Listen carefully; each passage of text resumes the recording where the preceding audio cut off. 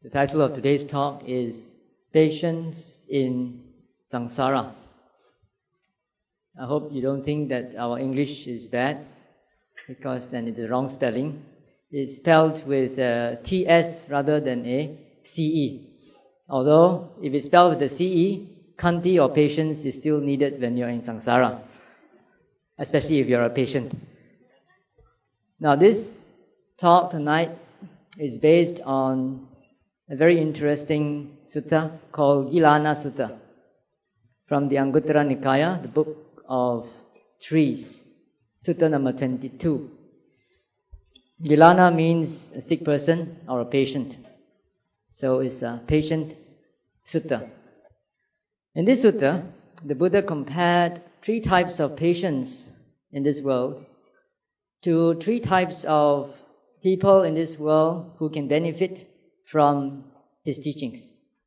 The three types of patients that he talked about are: one, a patient who, whether he can get suitable food, medicine, or nursing, will never be able to recover from his sickness. The second type is one who will recover from the sickness, irrespective of whether he gets good or suitable food, medicine, or nursing. And the last type of person is one who will only recover if he gets the appropriate food, medicine, and nursing. I will now explain in more detail these three types of patients. The first patient is one who cannot be cured whether he gets the appropriate conditions or not. I think we are very aware nowadays of people who suffer from terminal cancer, from heart disease, and so forth. And you will see that there are people who are very rich, millionaires, wealthy people, who get cancer, and they can go to all extent to try to cure their illness. They go to see the best doctor in the world, the best specialist in the world. They take all the best medicine. They go for radiotherapy, for chemotherapy, and all sorts of therapy. And not only do they explore Western medicine, but they also do alternative medicine as well. As a last resort, they try urine therapy, qigong, yoga, tai chi, pranic healing, psychic healing, and so all sorts of healing in order to get well. But unfortunately, for these sort of people, they can never get well. It's probably because of their karma, as we Buddhists would say. Muslims and Christians would say that it's the will of Allah, right? Or the will of God. Whatever it is, if one is able to arrive at a state of acceptance, accepting whether it is due to your karma, or whether it is because it's God's calling, Allah's will, if you can come to that stage of acceptance, you can die a peaceful death. The second sort of patient is one who can recover from that illness, irrespective of whether he gets suitable food, medicine, or nursing. You can see that in the streets. You go around the streets, you can see those beggars, people who are tigasuku, they are mentally off. You can see them going around in rags, they sleep on the road, they don't bathe often, they've got matted hair, they're very dirty and filthy, but you never hear of them catching a cold. They are more healthy perhaps than the millionaires. The millionaires, they have got heart disease, they've got too much cholesterol, they got this and that, and then they will go on all sorts of diets. No oil diet, no fish diet, no meat diet, all sorts of diet just to be healthy. At the end of it all, at the end of the year, they go for the medical checkup, their cholesterol has increased. Well, these people are in the streets, they don't even take care of anything. They're not even conscious of what is health food. And yet, they don't die, If they have any sickness, they can cure themselves, even though they cannot get any suitable food or medicine. This second sort of patient, I would say, is like the hell beings. As you read in the suttas, in the scriptures, they tell us that when a being falls into hell, he will be tortured and tormented. He may be put in the fire, he'll be burned, people will have spears poked through him. Dogs will be running after him and biting him. Crows will be pecking at him. He'll be chopped to pieces, but they will never die. They will have to go through all this suffering. They want to die, but they cannot die because they have not paid up their karma. So probably these people you see in the streets, these Digasuku people who are mentally deranged, they have their karmic debt to pay. It's like living in hell on this earth itself, not another dimension. Talking about suitable food, medicine, and nursing, we must also remember that there are many ways to cure a disease.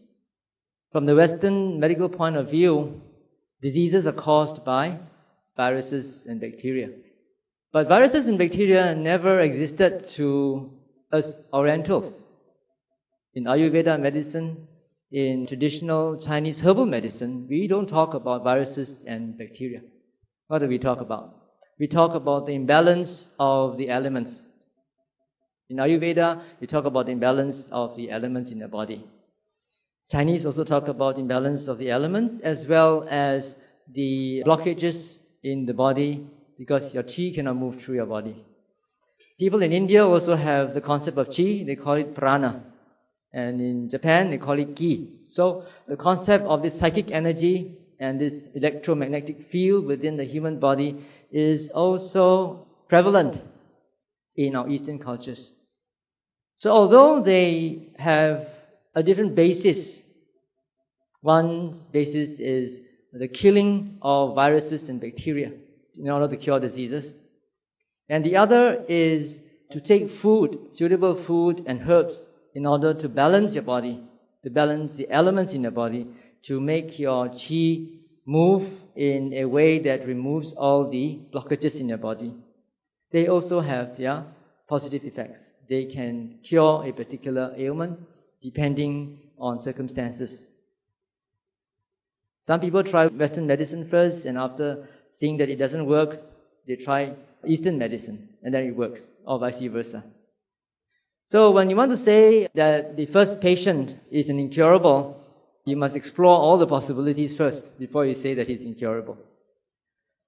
The third type of patient is one who can only recover if he gets the right medicine, right food, right nursing. You may try Western medicine, cannot work, so he tries Qigong therapy, he tries pranic healing, tries taking herbs, going on a special diet, and that eventually cures him of his disease. So the Buddha said that it is on account of this third sort of patient that he has allowed a special diet for sick monks, he has allowed medicine for sick monks, he has allowed nurses for a sick monk. Let me elaborate on this, because in the Vinaya Pitaka, monastic rules and regulations for monks, monks are not allowed to ask for anything from someone who has not invited him to ask for the requisites, unless that person is related to him by blood. But there are certain exceptions. If a monk is sick, then he can ask medicine or food or anything from anybody.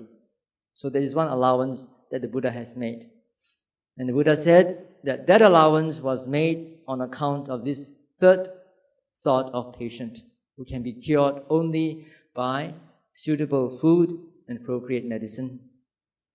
He has also made a special allowance for a nurse, a fellow monk, to nurse a sick monk. You have all heard of the story of the Buddha going around the monastery and meeting with a sick monk whom nobody wanted to take care of. That was because it seems that the monk didn't do anything for the community. He was probably a very introverted monk. Maybe he was very committed in doing his own practice, so he didn't help out in communal chores, and he kept to himself, a very reclusive sort of monk. So because of that, nobody wanted to take care of him when he was sick, so he was lying in his own filth. When the Buddha saw him, he was filled with compassion, and he asked Ananda to help him to clean up that monk, to change his clothes, and to nurse him. After that, the Buddha called the monks together and scolded the monks. He says, "Monks, you have left home and you have neither mother nor father to take care of you. So who's going to take care of you when you're sick if we don't take care of one another? Then he said, monks, those who would take care of me will take care of the sick. So you see that the Buddha was actually talking to monks, telling monks to take care of themselves. He's not asking monks to become male nurses and go to the hospital and take care of lay people. Though this has been misquoted many times, as though monks are obliged to do social service, to go out and help people who are suffering. No, the Buddha was actually referring to monks. So on account of this third sort of patient, the Buddha has made all these allowances. However, the Buddha continued, on account of this third patient also, the other patients should be taken care of. They should also be nursed. Why should they be nursed? The Buddha did not tell the reason. He just ended there. If a person is incurable, what's the point of wasting your time trying to help him? If a patient can cure himself whether he gets the right medicine or not, so why worry? Just leave him alone and eventually he'll cure himself. Just like the animals, the dogs and the cats. You see that when you're sick, they will stop eating and they will go and eat some grass and they will vomit out and they'll take a rest for a few days. They just go on a fast and then they'll be well again. So the commentators tell us that there is a reason behind this.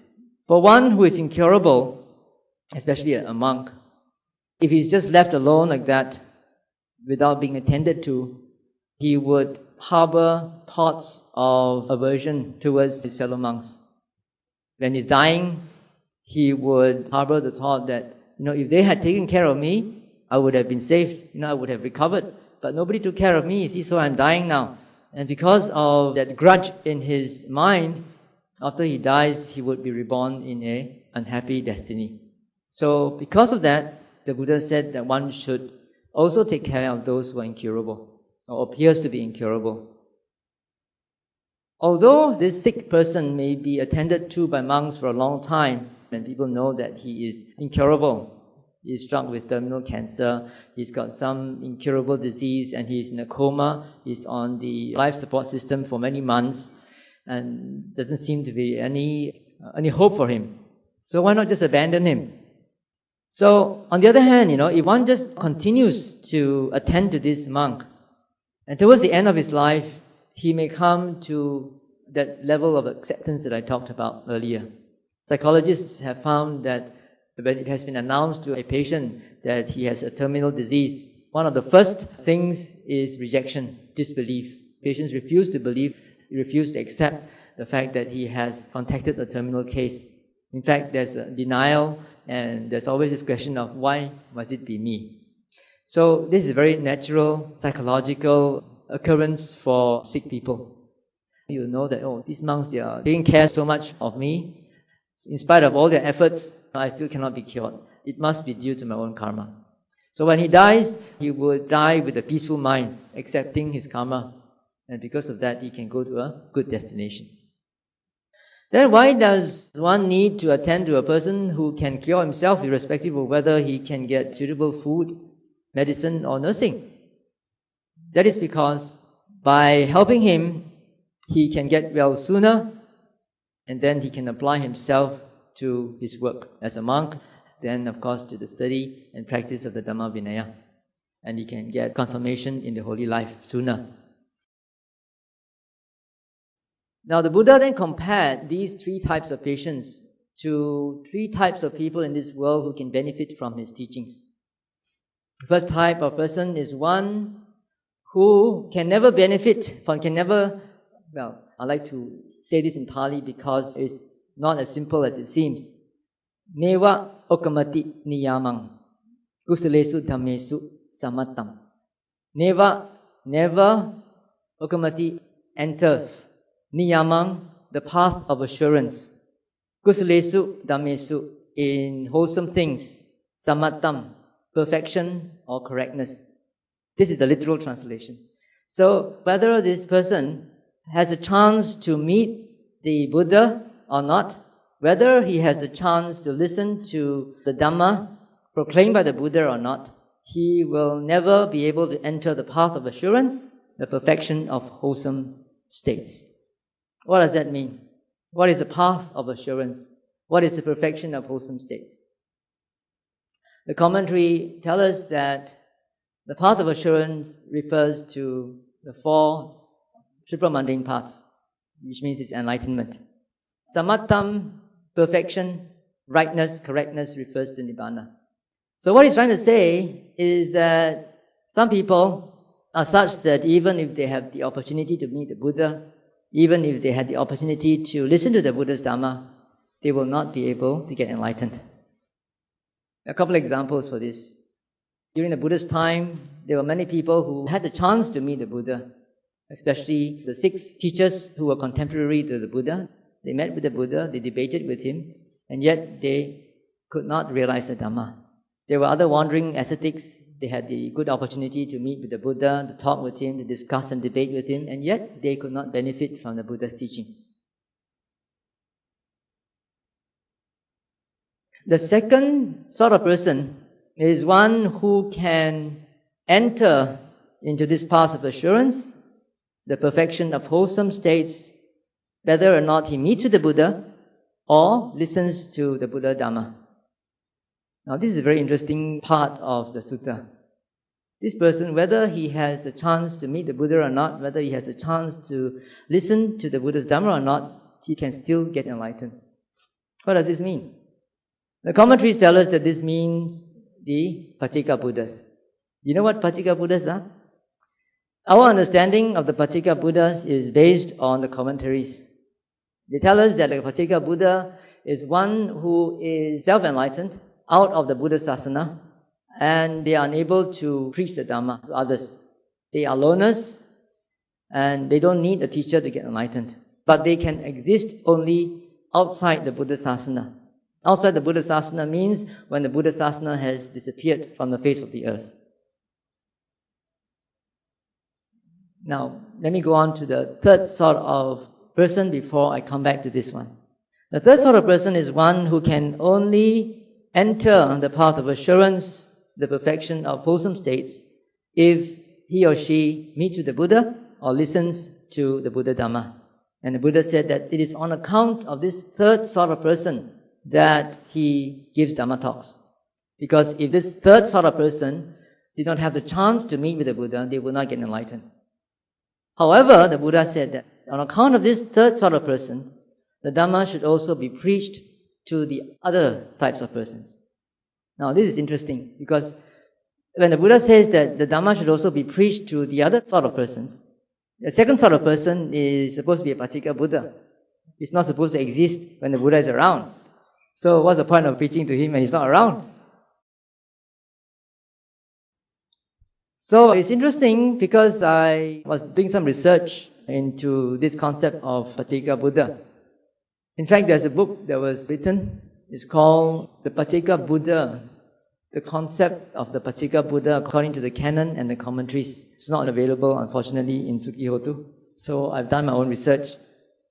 I must really thank the Vipassana Research Institute for coming up with a CD-ROM where we can get all the Tipitaka, its commentaries and sub-commentaries, so that now it's very, very convenient to do research. You just type in a word, search for Pacceka Buddha, and you can find all its occurrences in the whole Tipitaka.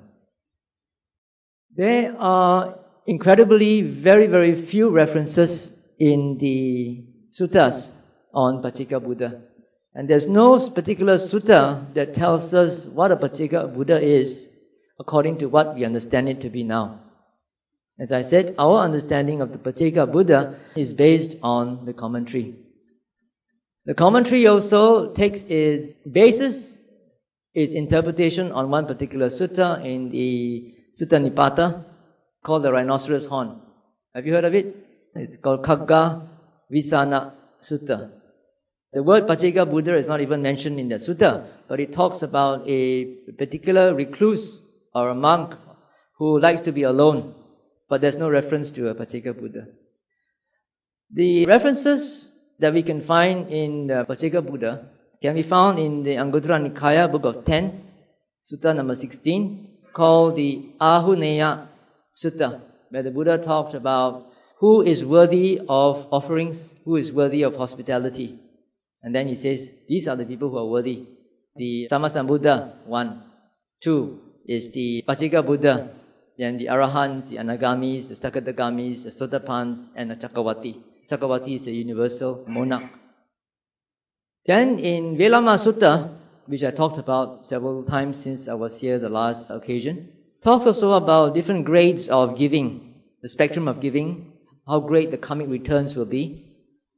Also, there's a grade according to attainment, starting from a worldling to a Sotapan, to a Sakadagami, to a Nagami, to Arahant, to Pacceka Buddha, to Sammasambuddha, to the Sammasambuddha and the Bhikkhu Sangha, and so forth. Then in Isigili Sutta, the Buddha gave a long list of Pacceka Buddhas who used to stay in a place called Isigala. It's called Isigala because Isi means hermit, Gala means swallow. It's a place where hermits are swallowed, because the Pacceka Buddhas would just walk into the mountain and disappear. There are many of them. The whole list of Pacceka Buddhas are named. But the Buddha did not mention anything about what these Pacceka Buddhas were like when they existed. There is also a story of Dagarasikhi Pacceka Buddha mentioned in the Udana, chapter 5, sutta number 3. It's called Suppabuddha Kuti Sutta. Not Suppabuddha, no, S-U-P-P-A. This Suppabuddha was actually a leper. One day he saw the Buddha surrounded by many people. They were surrounding the Buddha because he was giving a Dhamma talk. And when he saw the crowd from a distance, he thought, well, perhaps I'll go near and I might be able to get some food. As he approached the crowd, he saw that it was not a festival. They were just sitting there listening to the Buddha giving a talk. So he decided, well, since I'm here, I might as well sit at the fringe and listen to the talk. As he sat there, the Buddha was using his psychic power to assess the crowd and see who today has enough paramis to be enlightened. And then his wisdom fell on Suppabuddha. It seems that Suppabuddha had the paramis to be enlightened on the very day. He was a leper. He came actually for food, but instead of that, he got spiritual food. He listened to the Buddha's Dhamma. Then the Buddha was observing him mentally all the time. And when he saw that the Suppabuddha's mind was pliant, receptive, and free of the hindrances, then he talked about the Four Noble Truths. At the end of which, Suppabuddha got the Dhamma eye. Don't know whether he did jhana or not before that.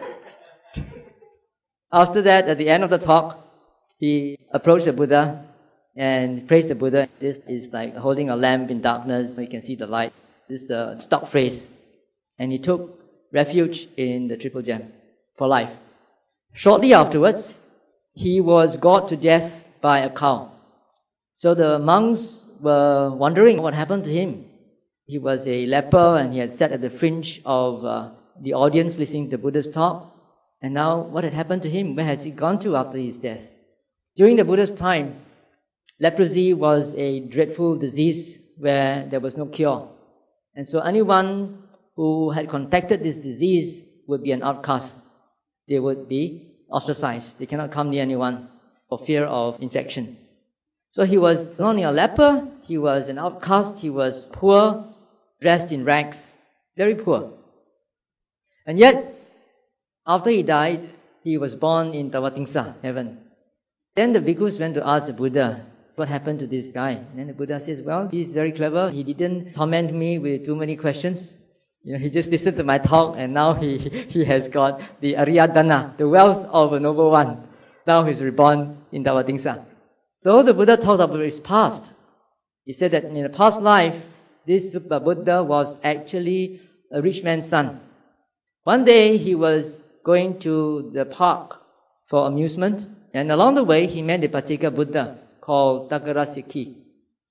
When he saw him, he looked down upon him and says, what is this leper doing around with the rags? And then he spat on him. He wouldn't know that he's a Pacceka Buddha, he's just like another Swami. And you go to India, you see all these Swamis all over the place, you don't know which one is the real one and which one is not. It's just like now you go, you see all these bogus monks around, you don't know who is the real monk and who is not. So he spat on him with disdain and contempt. And because of that, he spent many hundreds of years, thousands of years thousands and thousands of years in hell. After he came out from hell, because of the residue of his bad karma, he was born as a human being, but as a leper, poor, wretched, and miserable. But I don't know what good karma he did in the past to be able to have planted the seed of enlightenment. These are only the very sparse information that we have from the suttas about Pacceka Buddhas. They will really tell us exactly what do you mean by outside the Buddha Sasana. But it's food for thought because the Buddha said that on account of the third type of person who can only get enlightened by meeting with the Buddha or listening to the Buddha's talk, one should also give talks to the other types of person, the other two types, one who cannot benefit and one who can become enlightened, whether or not he meets with the Buddha or listens to the Buddha Dhamma. Right? Which means that there are such people around. According to this sutta, the implication is that outside the Buddha Sasana, which means people who have not heard of the Buddha Dhamma, if they are practicing by themselves somewhere, they have some past paramis where they might have heard the Dhamma before, perhaps in the past life, or they might have done some good deeds before in the past life. If they are meditating somewhere in a cave in the Himalayas, they could also become enlightened. They could also enter the path of assurance, the perfection of wholesome states. So this is food for thought, and also something that we should bear in mind so that we can keep an open mind. A lot of conflicts arise in the world among religions and among Buddhists because they always claim that theirs is the only way. Only they can get enlightened, nobody else can get enlightened. So you tend to look down upon others because they don't belong to your way of thinking. Now the question is, why must one give Dhamma talk to the first type of person? He's not going to get enlightened anyway. During the Buddha's time, there were a group of 6 monks, very notorious. And on account of them, we have got so many rules. Cannot do this, cannot do that. Because they are the ones who always misbehave themselves, and then the people will complain, the monks will complain, and then the Buddha will say, okay, from today onwards, you cannot do this, you cannot do that. After he laid down the rule, they will do something else. So that's why we have hundreds and hundreds, thousands of rules, minor rules, all on account of this group of 6 monks. And yet, the Buddha never asked them to disrobe. He had the compassion to keep them in the sasana, knowing very well that they are not going to get enlightened. No, they are still monks, they still listen to Dhamma talks, and there are many monks during the Buddha's time, who were not enlightened. Some of them helped to perpetuate the Buddha Dhamma. Because after the Buddha got enlightened, as time went on, he gave more and more suttas. So the monks had to remember more and more things. So their duties actually increased compared to at the very beginning of the Buddha's ministry. For the first 60 arahants, after they had become arahants, the Buddha sent them away, say, you all should go on separate paths and spread the Dhamma that is beautiful in the beginning, the middle, and the end. At that time, they didn't have much to learn, They just heard 1 or 2 Dhamma talks, Dhammacakkappavattana Sutta, Anattalakkana Sutta, fire sermon. And after that, they were away already, teaching the Dhamma, no Vinaya yet.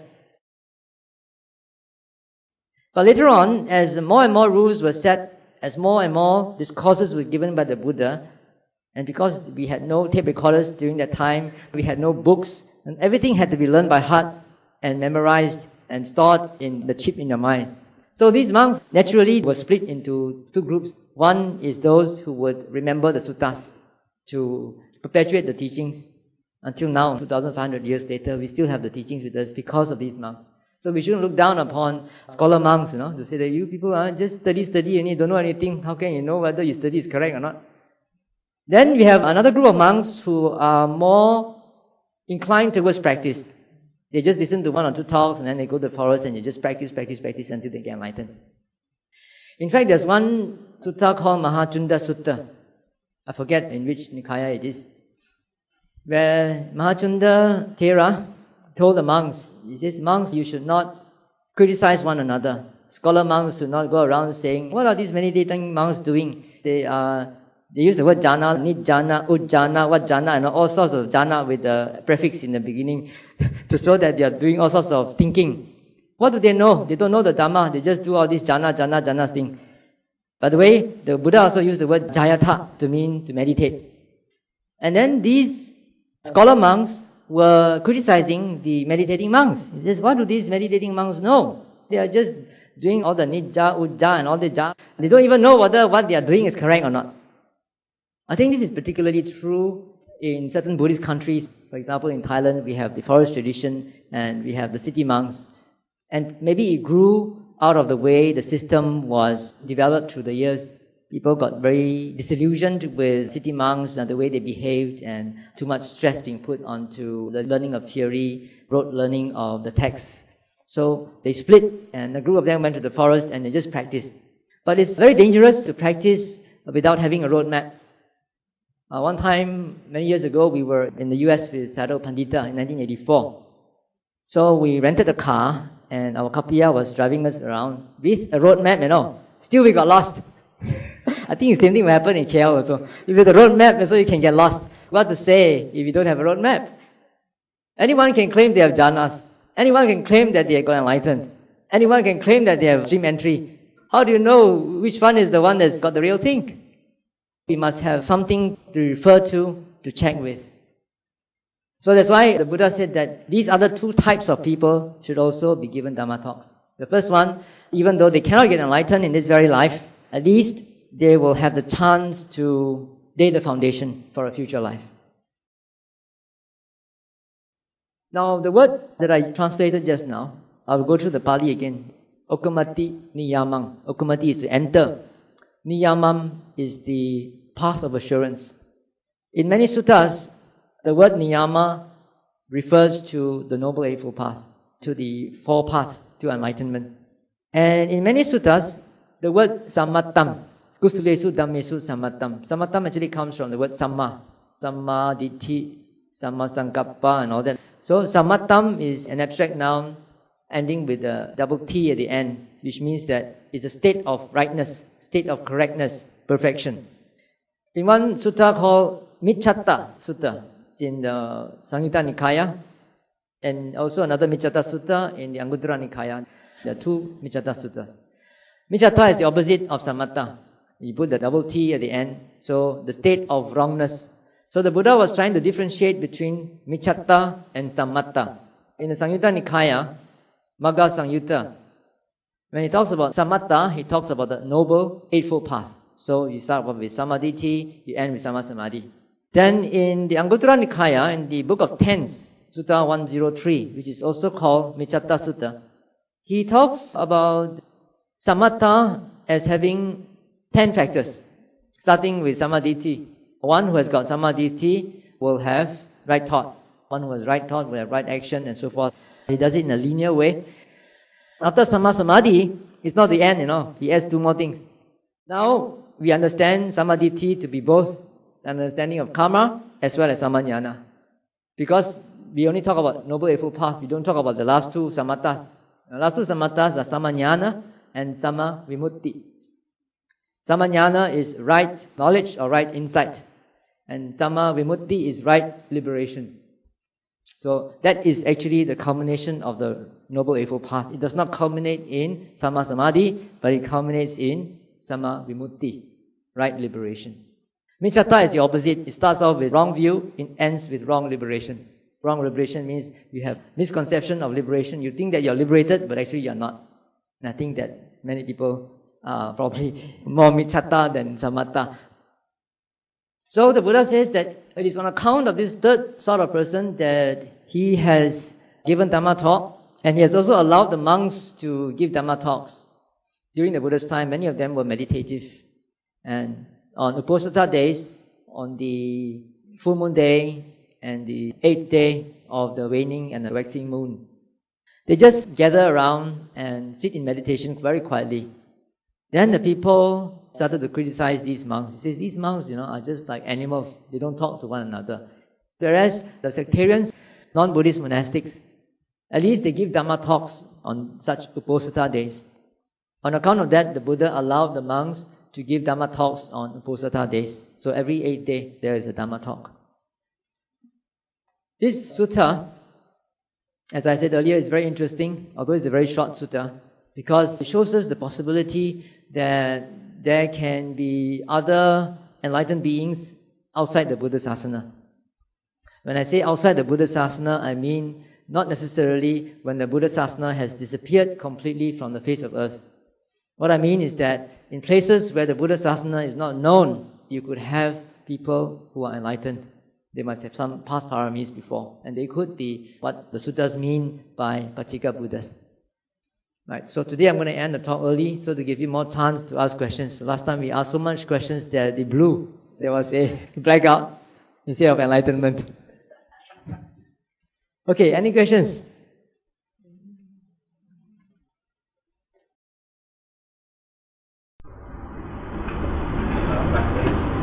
How do we know that we are enlightened? We see the light. That's a very subjective experience.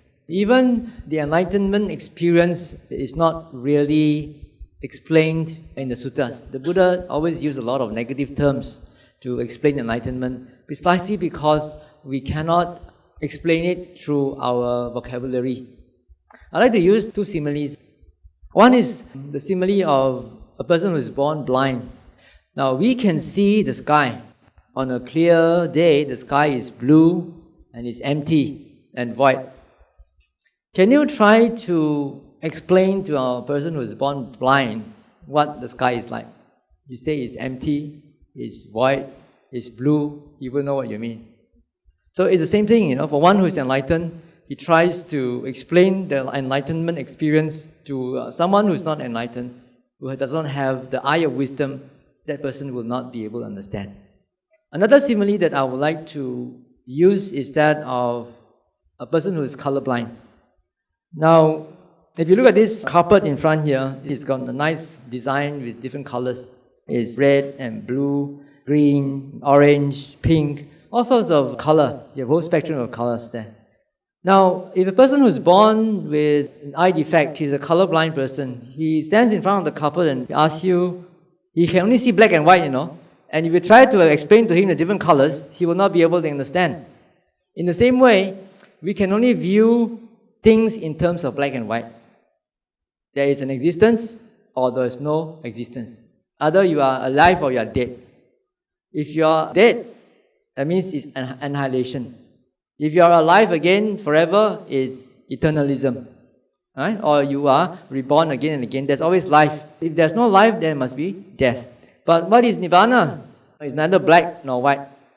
It's neither existing nor non-existence. That's why the Buddha always will give a permutation. The Tathagata does not say that he exists after death, nor does he say that he does not exist after death, nor does he say that he neither exists nor not exists, nor does he say that he neither exists. No, I don't know the fourth one really. So, perhaps the enlightenment experience is not so important as the effects of the enlightenment experience. According to Buddhism, the effect of the enlightenment experience is that you will be purified completely of all defilements. So, when you realize that you have got no more defilements in you, no more lobha, dosa, moha, no more attachments, no more displeasure in your mind, no more delusion, then you can be sure that you are already enlightened, that you are liberated. The question is whether we have scientific ways of measuring a person's state of enlightenment, Gillian photography or something like that. In fact, right now, if I'm not mistaken, the Dalai Lama is collaborating with a whole group of scientists in the United States to monitor the brain waves of people who are meditating, or very high lamas who have been practicing for many years. And they find that there is a difference in the brain waves of people who go into deep states of samadhi. But still, we cannot really determine when is the level of enlightenment that anyone is talking about. It's still subjective, right? Even if you define a certain frequency, but how about something beyond that? So is Sai Baba just a magician, or would you consider him enlightened? As I said, the word enlightenment is very subjective. It also depends on which culture or which religion that you belong to. Different religions also use the word enlightenment. They may mean different things. The effect of the Buddhist enlightenment is that you are completely purified. I don't know whether Sai Baba is purified or not, but he certainly is a very powerful person. People have gone there before and they have felt the good vibes, and he does a lot of miracles also, which I think is definitely more indisputable than David Copperfield. Well, you can ask whether David Copperfield is a magician or whether he's enlightened. The question is, if a person has attained Sotapanna this life, will he still be considered a Sotapanna the next life, and whether his knowledge of Magga and Phala will still be maintained? According to what I understand, mostly through the commentaries and through what my teachers tell me, because I haven't really done the research onto Sotapanna yet. There's also another interesting thing, because what the commentaries tell us and what we see in the suttas are not always the same. It's not always the same. So that's why Venerable Ajahn Thanisaro, in his book on Monastic Code, Volume 2, he says that since different meditation traditions cannot agree on what actually stream entry is, we cannot consider this as a factor for certain non-offense clause. If you are a Sotapanna, you are not considered as having committed that offense because you are unable to commit that offense. So he says we cannot really use that as a determining factor, because now different meditating traditions have got different definitions of what Sotapanna is. As I said, from what I understand, mostly to the Visuddhimagga and to what my teachers tell me, is that a Sotapanna is a Sotapanna, and wherever you are, whether this life or next life, you are still a Sotapanna, and you can still have the experience of Phala. It might come spontaneously. There is a particular sutta, I forget what is its name. It talks about the factors of a Sotapatti Phala, a person who has attained the Sotapatti Phala. It says that when this person goes into isolation, into retreat, settles down and watches the phenomena, then he will calm down very quickly and he can see the arising and passing away of phenomena. There are several other factors also, that he will have unshakable faith in the Buddha, the Dhamma and the Sangha. Another quality of a Sotapanna is that he will not be able to fall into the lower realms. In order to fall into the lower realms, to become a ghost or an animal or a hell being, then you have to create a karma for it.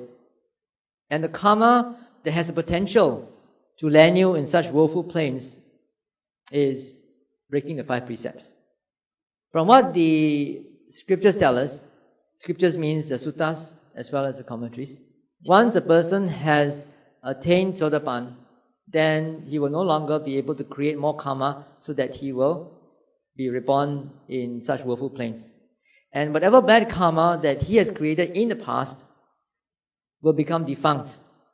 So this bad karma will not land him in the next life in a woeful plane, but they may also ripen in this very life, just like what happened to Venerable Mahamoggallana and many other arahants as well. So if you want to find out whether you are really a Sotapanna or not, see, watch your own mind, see whether you can break the 5 precepts or not. It seems that the Sotapanna doesn't have to observe the 5 precepts because it's automatic. You observe only when it's not automatic and you have to make an effort to remind yourself to keep it. Well, you don't have to recite the 5 precepts, you are able to keep it within your heart. When you are conscious that you have broken a precept, you can immediately undertake to observe it again mentally. As Buddhists, can we practice pranic healing, Ayurveda, Reiki, and opening of chakra points? Earlier on, I told you about the first type of patient, and that we can only determine whether a person belongs to that category after having exhausted all possibilities of curing. And I also said that we should not restrict ourselves to the Western way of treatment, of medical treatment, because there are various ways of approaching the treatment of diseases. So these are also all geared towards health, physical health, pranic healing, Ayurveda, Reiki, and Qigong, yoga. There's no reason why Buddhists should not take part in such things for health reasons. As for opening of chakra points to improve one's spiritual development, this is something that is quite alien to Theravada Buddhists. Although this is practiced in, I think, Tantric Buddhism, in Tibetan Buddhism, and perhaps also some other Chinese Mahayana Buddhism. We do not know whether the Buddha actually taught about these chakras or not, but it's not in our scriptures. But remember that the Buddha taught us only a handful of leaves. And you can compare the handful of leaves in your hand to the leaves that are in the forest. You just go to Bukit Gasing or Bukit Kiara, see how much leaves there are in the forest. You don't have to go to the forest. You just take a handful of leaves, you go out to the nearest tree, and you can see how much difference there is. The Buddha only taught us certain things that are very essential for us to get out of suffering. A lot of things He did not teach us. He did not teach us feng shui, all other stuff. But these things were already in existence during the Buddha's time, and you can find them listed out in Brahmajala Sutta, a whole list of them. Some of these arts are still being practiced today. Now, I suppose the thumb of rule that we can apply is that when we practice these things which are not stated in our scriptures, what is our intention? What is our motivation? Is it because we want to have good health so that we can practice better the teachings of the Buddha as enshrined in the scriptures?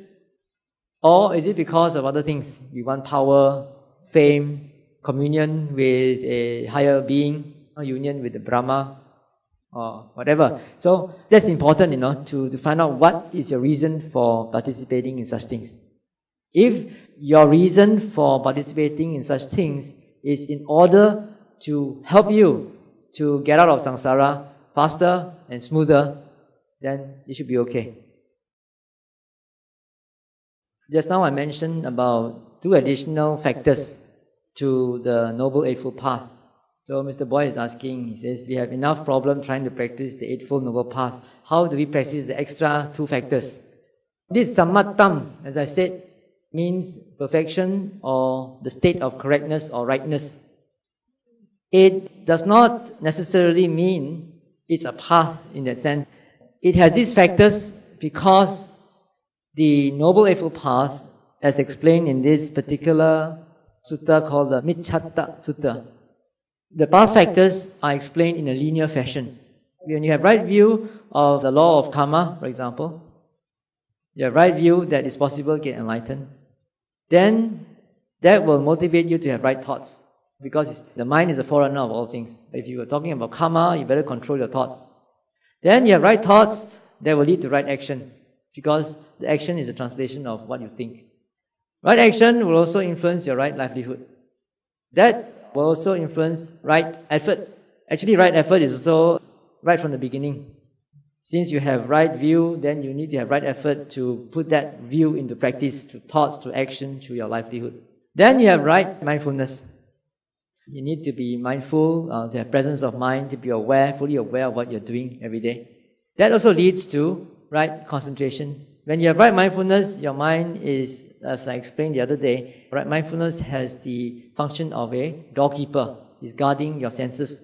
When you guard your senses, then you are not distracted so easily. Your mind becomes concentrated. That's Dhamma Samadhi, right concentration. That's the end of Eightfold Noble Path. Now, if you just stop like that, some people might think that Samadhi is the end all. It's the end, right? You start from Samadhi, it's the linear process. From Samadhi, you go there and stop already. But it's not the end, actually. Samadhi is only an aid for the next 2. After you have Samadhi already, you have enough concentration, then you can penetrate the Dhamma. You can understand the Dhamma when your right mindfulness and your right concentration are combined, and then you have an insight into the true nature of reality. That becomes Samajnana. Right knowledge. Right insight. Now, right insight is only mundane. You have right insight, you see, everything is rising and passing away, suffering is suffering. But you haven't got out of suffering yet. It's not liberation. So you keep on practicing from Samadhi, then you go to Samajnana, you got insight already. You mustn't be complacent. You mustn't just say, I can already see rising and passing, so that's enough. No, you have to go beyond that. And beyond that means Sama Vimutti. And that is the end point. So, as I said, normally we don't have this Sama Jnana and Sama Vimutti. So we stop at Sama Samadhi, right? So now what most of our teachers have done is that they have made this Noble Eightfold Path into a cyclic process. It's not linear anymore. After Sama Samadhi, you go back to Samadhi. Then they put Sama Jnana under Samadhi. Then when you have Samadhi, then Sama Vimutti occurs as a result. So actually it's the same thing, but it's an expanded explanation. What is the actual thing according to the Pali Canon? Did the Buddha explain it as linear? Or is it a cycle like we have been made to understand? In this particular sutta, called Miccatta Sutta, in Anguttara Nikaya, Book of Tenths, Sutta number 103, the Buddha explained it linearly, from Samadhi until Sammavimutti. Because after Sammavimutti, there's nothing else you can do really. I mean, that is talking about liberation, about arahantship. So jnana will comprise all the Magga jnana, all the first, second, third, fourth Magga jnana, and phala as well. And vimutti is liberation, when totally liberated. So the question, if it is linear, then it's interesting because the Buddha put right mindfulness before right concentration, and then after that comes right knowledge, right insight. So how can that be put into practice? How does it apply then to the current practice of samatha vipassana? Okay, one thing that we have to understand is that the Buddha gave the discourses according to the audience. To the audience who were listening to this particular talk, they probably understood it better in a linear way. That's one thing. Second thing is that there's no contradiction because you still need samatha. In order to have samatha, you need to have sati. Mindfulness is essential for everything. In fact, there's one particular sutta where the Buddha says that I do not say that anyone can get samadhi without mindfulness. You must have mindfulness in order to get samadhi.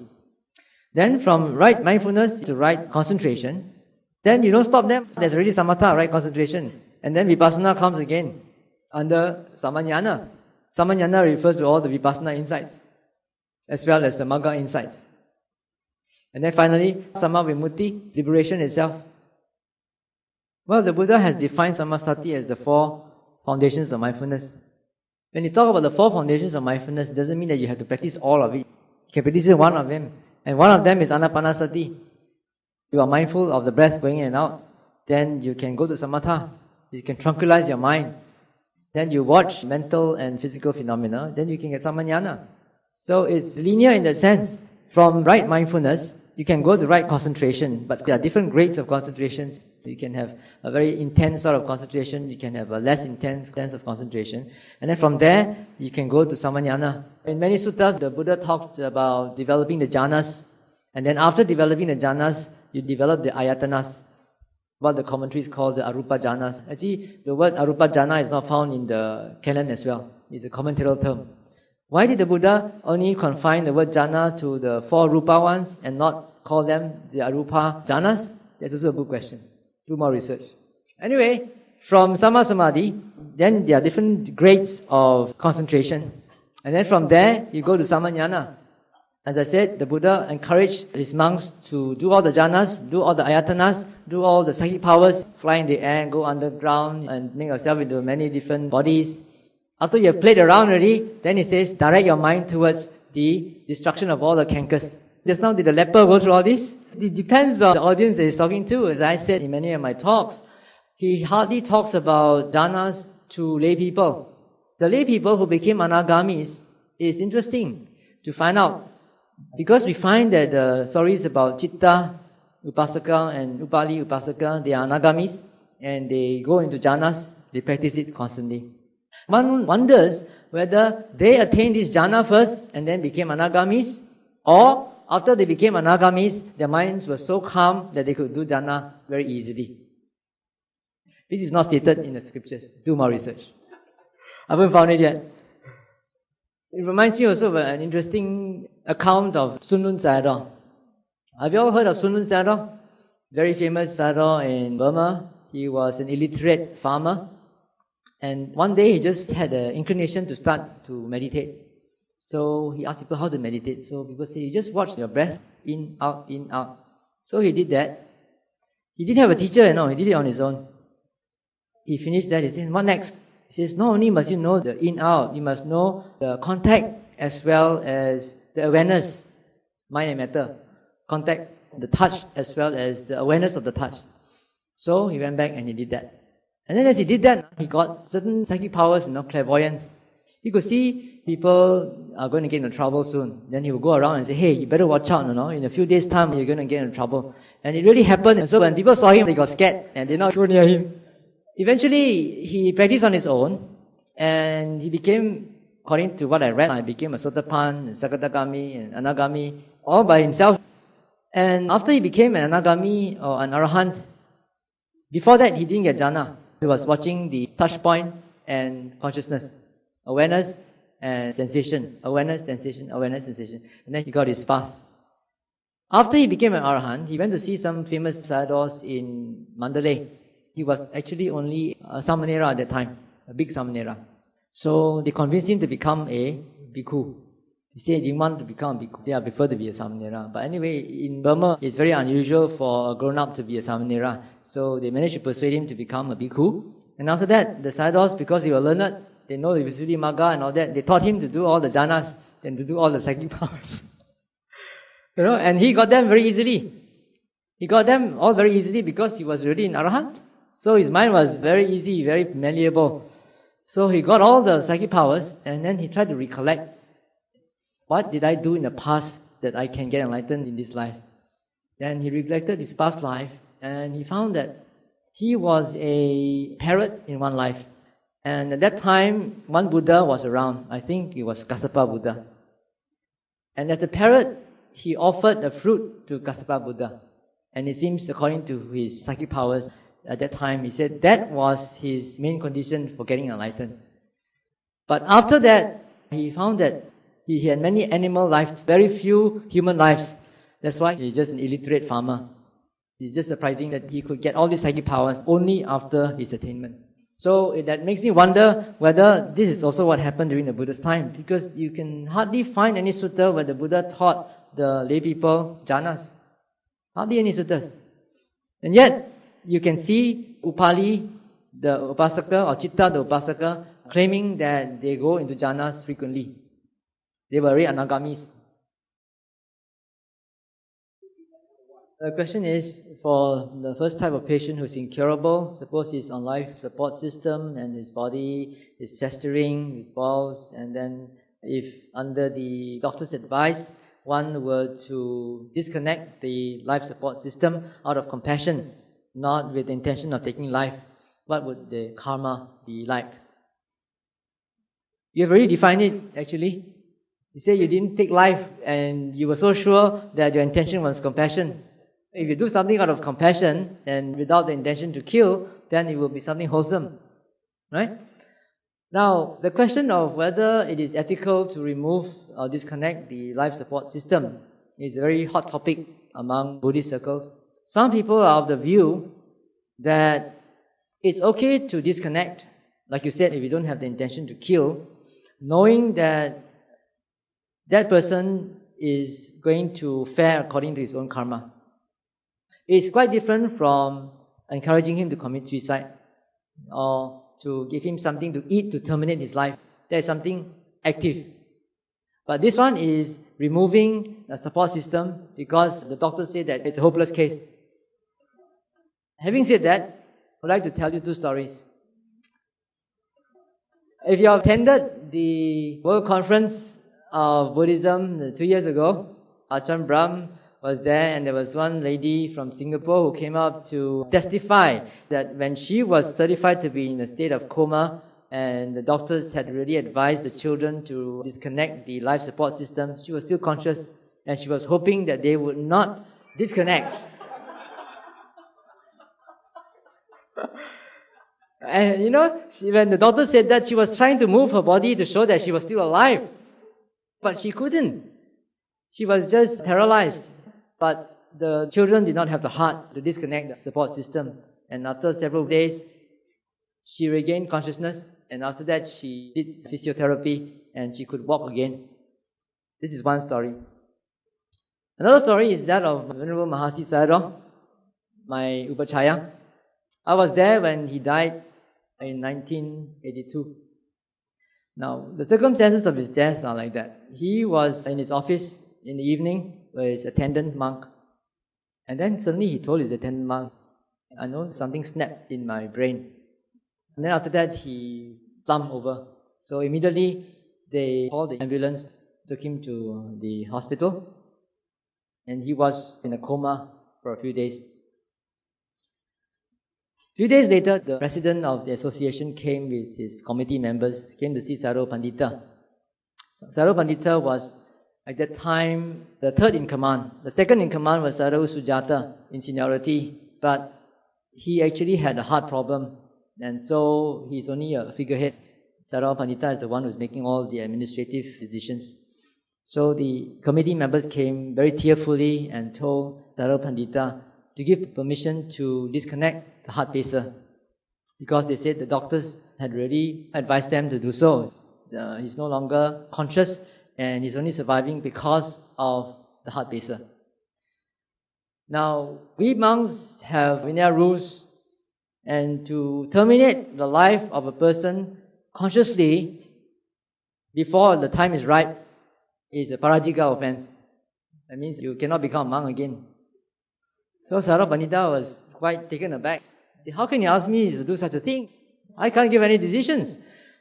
Then the president says, the doctor has already assured us that there's no more consciousness. Then Sayadaw Pandita said, if there's no more consciousness, then it's okay. If, you know. He said, if there's no more consciousness, it's okay. So they took that as permission. So they went back to the hospital, brought back Mahati Sayadaw to the meditation center. They disconnected the electrical heart pacer, but they came with a manual heart pacer with a balloon. So there was a young doctor there pumping his heart from the hospital until the Mahasi center. Then the monks were all assembled, all the devotees were assembled in the hall. They carried him to the hall, and then in the presence of everyone, they slowly reduced the speed of pumping, and then they stopped. So after that, we took his body to clean it up. So 2 stories for you to consider. As I said just now, you actually defined your answer already. You said really with compassion, not with intention to kill. If you can really be sure that it's compassion and not because of the intention to get rid of something unsightly or get rid of a burden, then it's okay. The question is, even if it's out of compassion, who has the authority to take away another's life? One school says that you are not taking his life. He is already going, and he might not even be there anymore. This heart pacer is only something mechanical, pumping the blood all around.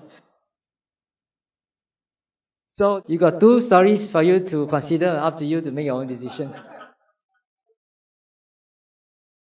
The question is, if one has a heart attack, is sent to the hospital, the doctor says that this heart is too strong, he can undergo a bypass, and in the process of doing the bypass, he dies. It is very obvious because the doctor's main intention was not to kill at all. They were trying to save you, and in the process, if you die, that's too bad. He asks whether Sunung Sayadaw can be considered a Pacceka Buddha because he did not really listen to the Dhamma. But he did listen to the Dhamma, didn't he? He asked someone how to meditate, and that guy told him, you watch your breath, and then after that you watch the touch point and the consciousness. So there is already Dhamma, listen up. And then after that, the Sayadaw taught him how to go into jhana and do all the psychic powers. It's not like now where we have to go through a proper training to get enlightened. He did it by himself. Yeah, you must remember that even during the Buddha's time, there were many people like that. They just heard a small thing and then got enlightened. And also because he's within the Buddha Sasana, he's in a Buddhist country, and in the Buddhist culture there, he would have listened to Dhamma talks before. If you ask me something like whether Krishnamurti can be considered a Pacceka Buddha or not, then that's another question, because his teachings are very close to the Buddha's teaching of anatta, and he does a lot of cittanupassana also, watching the mind. When you meditate and when you've got sloth and torpor, should you continue? In the 4th foundation of mindfulness, Dhammanupassana, contemplation of the Dhamma. The first section is the contemplation of the hindrances. If you have sloth and torpor, you're supposed to be aware that you have sloth and torpor. And then also in the sutta called Chapala Sutta, the Venerable Moggallana was having a lot of sloth and torpor, and the Buddha gave him a whole list of things to do. So you can refer to that sutta. They say that you only remember the last one. The last thing to do is go and sleep. The first there are many other things to do. To look at light, to pull our ears, to try to recite the Dhamma, to try to recollect the Dhamma, try to increase your vitaka. There are many ways. You just look up any meditation manual and you can find out